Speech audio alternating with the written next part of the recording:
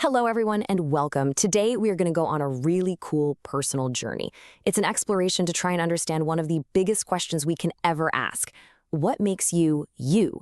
Together, we're going to unpack the incredible story of your identity. So let's just start with that big question. Who are you, really? It sounds so simple, right? But the answer is anything but. It goes so much deeper than just your name or what you look like. It's about what truly makes you tick. So let's just spend a few minutes thinking about that. You know, the best way I found to think about our identity is like a puzzle. It's made up of all these unique, different pieces. Your experiences, your relationships, your values, your culture. And today, we're going to start putting some of those pieces out on the table and see the amazing picture they start to create. All right, you ready to get started? Let's think of your identity kind of like an onion. We're going to peel back the layers one by one, starting from the outside, what everyone sees, and moving all the way into the very core of who you are. This worksheet here is basically our map for this whole exploration. As you can see, it's broken down into three main parts. You've got the outer layer, the middle layer, and then the core.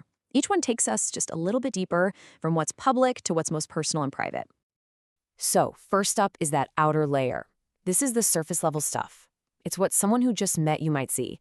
Maybe they see your role, like student, or a physical trait. Maybe you're tall. It's that immediate first impression we all make. Okay, moving one layer in, we get to the middle layer. Now, this isn't about how other people see you, it's about how you see yourself.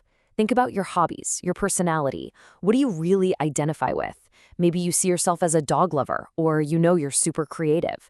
These are the pieces that really make up your day-to-day sense of self.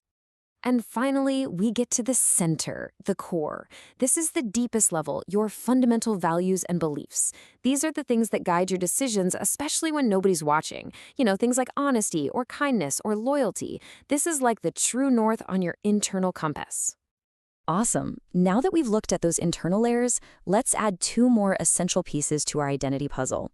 The things that ground us and the things that help us fly. Let's talk about our roots and our strengths. Let's try a new analogy for this part. Think of yourself like a tree.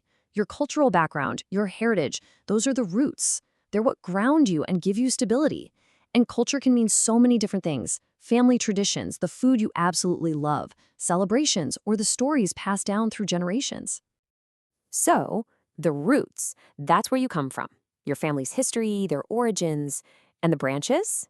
Well, that's how that heritage actually shows up in your life right now. It could be a special family recipe, a song everyone knows, or a unique way you celebrate a holiday. It's your culture in action. Okay, next, let's think about our personal talents. It is so important to name our strengths, the things we're genuinely proud of, but just as important are our growth areas. And let's be really clear here. This isn't about weakness. It's about opportunity. What's something you're excited to learn or get better at? Maybe it's being more organized, or maybe it's finally picking up that guitar. Okay, so we've looked inward and we've looked at our foundations. Now, let's explore how our identity interacts with the world around us, specifically with the different groups and communities that we're all a part of. I mean, think about it. Do you act the exact same way with your family as you do with your best friends? Probably not. And guess what? That is completely normal. We belong to all these different communities. Families, school, our friend group, maybe a sports team.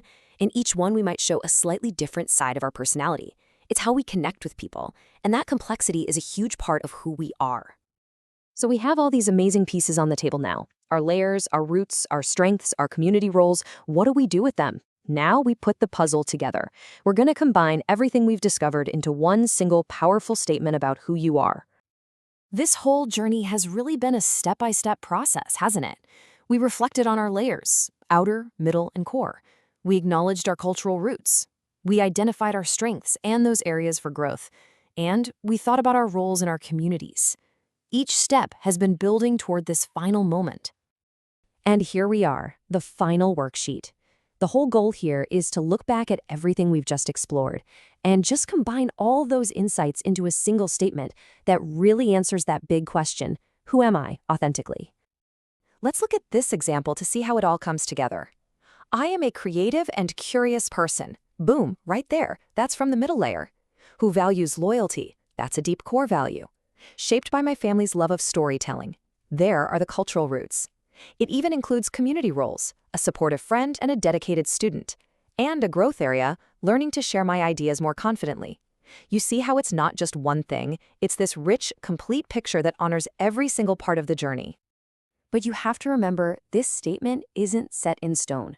Your identity is not some destination you arrive at. It's a journey. As you have new experiences and meet new people and learn new things, your understanding of yourself is going to keep growing and evolving. And that is such a wonderful thing. So I'll just leave you with this one last question to think about. After looking at all these different pieces of your own unique puzzle, what is one thing you learned or maybe had confirmed about yourself? Thanks so much for taking this journey with me today.